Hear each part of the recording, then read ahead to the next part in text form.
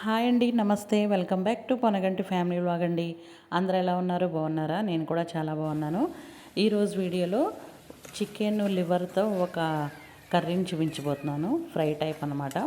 చాలా చాలా టేస్టీగా ఉంటుంది. చాలా ఇష్టంగా తింటారండి. పిల్లలు కూడా చాలా ఇష్టంగా తింటారు. ఒక్కసారి ట్రై చేద్దాం రండి. ముందుగా అయితే నేను లివర్ తీసుకున్నానండి. ఒక పావు కిలో ఉంటుందేమో అదైతే. ఆ లివర్ తీసుకున్నాను. అది చిన్న చిన్న ముక్కలుగా నేను చూపించే అంత కట్ చేసుకొని నీట్గా వాష్ చేసేసుకొని పక్కన పెట్టేసుకోండి. దాంట్లో కొంచెం పసుపు, కొంచెం అల్లం వెల్లుల్లి పేస్ట్, ఒక టేబుల్ స్పూన్ అయితే అల్లం వెల్లుల్లి పేస్ట్ వేసాను. వేసి కొంచెం సేపు అది బాగా అల్లం వెల్లుల్లి పసుపు పట్టేలాగా కలుపుకొని పక్కన పెట్టేసుకోండి. తర్వాత స్టవ్ మీద పెట్టుకొని ఒక 15 మినిట్స్ ఆగాక స్టవ్ మీద పెట్టుకొని అది వాటర్ వచ్చేంత వరకు కొంచెం ఉడికించుకోవాలన్నమాట.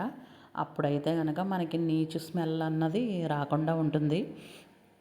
అదిగోండి చూపిస్తున్న విధంగా అలాగా ఉడికించుకోవాలి. చూసారా వాటర్ అయితే కిందకి ఎలా దిగిందో అలా వాటర్ తర్వాత వంపేసుకోవాలన్నమాట అండి. అది స్మెల్ రాదు. తర్వాత వచ్చేసి నేను ఒక కళాయి పెట్టుకొని అది హీట్ అయిన తర్వాత ఒక 2 టేబుల్ స్పూన్ అయితే మాత్రం ఆయిల్ వేసుకున్నానండి. ఆయిల్ వేసుకొని కొంచెం కరివేపాకు వేసుకోవాలి. కరివేపాకు వేసుకున్న తర్వాత కొంచెం చిటపటలాడిన తర్వాత ఒక 3 పచ్చిమిర్చి అయితే తీసుకొని కొంచెం ఫ్రై చేసుకోవాలి. తర్వాత మన ఆనియన్స్ కావాలంటే ఆనియన్స్ వేసుకోవచ్చు. నేనైతే పేస్ట్ వేసానండి. ఒక ఆనియన్ అయితే తీసుకున్నాను, పెద్ద సైజు. అది పేస్ట్ ఆడుకొని ఆ పేస్ట్ వేసుకొని బాగా ఫ్రై చేసుకోవాలి పచ్చివాసన పోయేంత వరకు.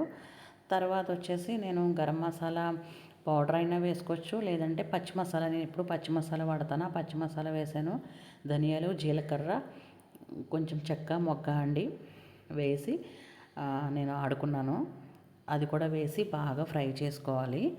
తర్వాత మనం ఉడికించుకొని పక్కన పెట్టుకున్న లివర్ ఉంది కదా, ఆ లివర్ కూడా వేసుకోవాలండి. వేసుకొని కొంచెం సేపు ఆనియన్స్ అంతా పట్టేలాగా ఫ్రై చేసుకోవాలి. ఇది పిల్లలు చాలా ఇష్టంగా తింటారండి. చాలా చాలా బాగుంటుంది. మీరు ఒకసారి తప్పకుండా ట్రై చేయండి. మీ ఇంట్లో వాళ్ళకి కూడా పెట్టండి. ఎలా వచ్చిందో కామెంట్ సెక్షన్లో చెప్పండి. చాలా టేస్ట్గా ఉంటుంది. తర్వాత వచ్చేసి కొంచెం సాల్ట్ వేసుకోండి. నేనైతే సాల్ట్ ఎక్కడ యూస్ చేయలేదు, ఇప్పుడే నేను వేస్తున్నాను. వేసి కొంచెం సేపు ఫ్రై అయిన తర్వాత మనం టేస్ట్కి తగ్గట్టు కారం ఎంత సరిపడినంత మీరు ఎంత తింటారో అంతవరకు వేసుకోవాలండి. వేసుకొని నేను ఒక 1 టేబుల్ స్పూన్ అయితే వేసాను కారం. వేసి కొంచెం సేపు ఫ్రై చేసుకోవాలి. చేసుకున్న తర్వాత కొంచెంగా వాటర్ వేసుకోవాలండి. ఇంకొంచెం లివర్ అయితే కొంచెం ఉడకాలి కాబట్టి కొంచెం వాటర్ వేసుకోవాలి. వాటర్ వేసుకొని కొంచెం లో ఫ్లేమ్లో పెట్టుకొని అది కొంచెం ఉడికించుకోవాలన్నమాట, దగ్గర పడేలాగా. మీకు చాలా టేస్ట్గా ఉంటుంది. కంపల్సరీగా నచ్చుతుంది.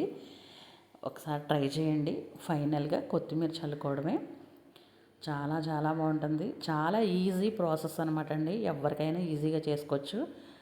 ఒకసారి మీరు తప్పకుండా ట్రై చేయండి. నచ్చితే లైక్ చేయండి, షేర్ చేయండి, సబ్స్క్రైబ్ చేయండి.